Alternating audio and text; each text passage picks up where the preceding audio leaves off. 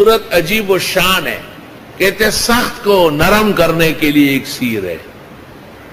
بادشاہ ظالم کی گرفت اور پکڑ سے نکالنے میں تیر بہدف ہے. لاعلاج بیماریوں کے لیے شفائے عظیم ہے. اور دشمنوں کے سر کو نیچے کرنے کے لیے تلوار الہی ہے. اور اتنے فضائل و مناقب ہے کہ علماء کہتے مت بیان کرو. لوگ اور صورتیں چھوڑ کر اسی کے وظیفے کریں گے.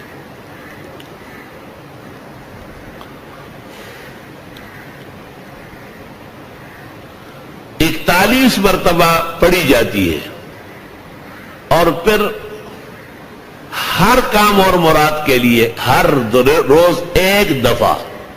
قبل الصباح یاقوت و مرجان ہے. بعد الصباح ذهب اور فضہ ہے. سورج نکلنے کے بعد جب چاہے پڑھنا جائز ہے، لیکن مرادیں پوری ہوتی ہے قبل الصباح اور عند الصباح. بزرگان دین اور سلف صالحین کو دیکھا گیا ہے کہ جب کسی کے بیمار ہونے کا سنتے ہیں اور یہ بھی خیال میں آتا ہے کہ بھئی اب کافی وقت ہو رہا ہے یا پریشانی بڑھ رہی ہے، تو فجر کی نماز میں سے امام صاحب یا وہاں کا کوئی ذمہ دار اعلان کر لیتا ہے کہ فلاں کے گھر جا کے سورہ تغابن پڑھنی. اور اس میں وہی لوگ جاتے ہیں جن کو سورہ تغابن یاد ہوتی ہے، یا پھر قرآن شریف ہاتھ میں لے لیتے ہیں. بیمار کے پلنگ کے چاروں طرف بیٹھ جاتے ہیں، بشرطی کہ مرد ہو عورت نہ ہو. عورت ہو تو عورتیں کرے. اور وہ گھر وہ پراٹھے اور چائے گرم گرم تیار کرے، اور کڑس اور پیچ والے پراٹھے ہو. ایک آدمی نے طلباء سے پڑھوایا، 5,000 روپے دیے، اور جتے دیکھو تھے اتھے آن کلو تھی. میں نے کہا پراٹھے پکو. حیران رہ گیا، کہا 5,000 روپے. میں نے کہا وہ تو خیرات صدقہ ہو گیا، سورہ تغابن نہیں ہوئی.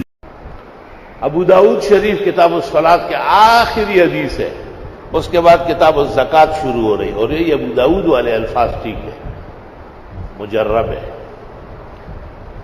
ایک شخص نے شکوہ کیا کہ ہموم و دیون، بہت قرضے ہیں اور غم پریشانیاں ہیں. آپ نے کہا تجھے معلوم نہیں؟ یہ الفاظ پڑھو نا صبح و شام.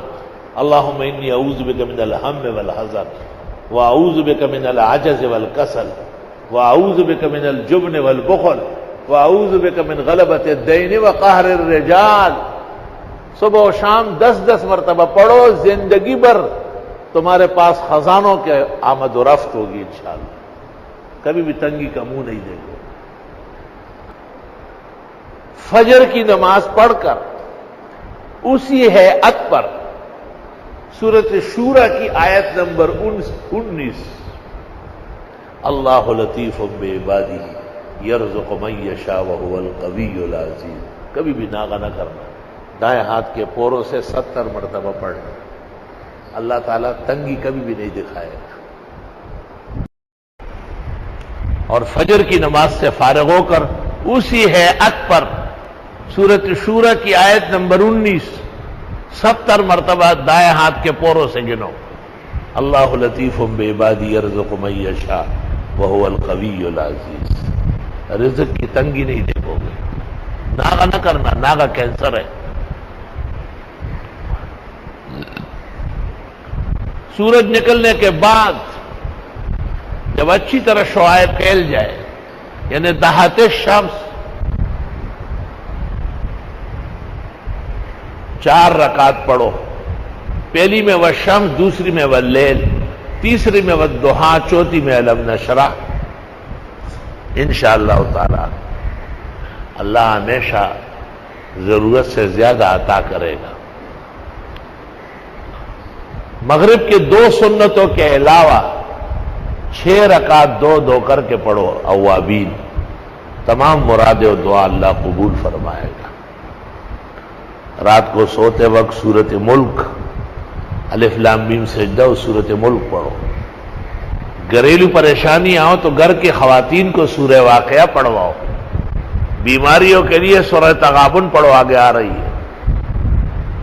یہ سب خزائن اللہ نے ہمیں نصیب کیے ہیں۔ ہمیں مخلوق کی چاپلوسی کی ضرورت نہیں، ہمیں مخلوق کی دینی رہنمائی کی ضرورت ہے۔ الحمدللہ واقعی یہ پڑھ لی جائے ہر نماز کے بعد کم از کم 5 دفعہ، یا نماز سے پہلے، یوں 5 نمازوں کے ساتھ 25 مرتبہ کا عمل ہے، خیر و عافیت رہے گی۔ کسی بھی مشکل پریشانی، بہت ناگہانی زحمت گرانی کو دور کرنے کے لیے 50 دفعہ پڑھ لیا جائے، نہ 51 اور نہ 49، 50 دفعہ۔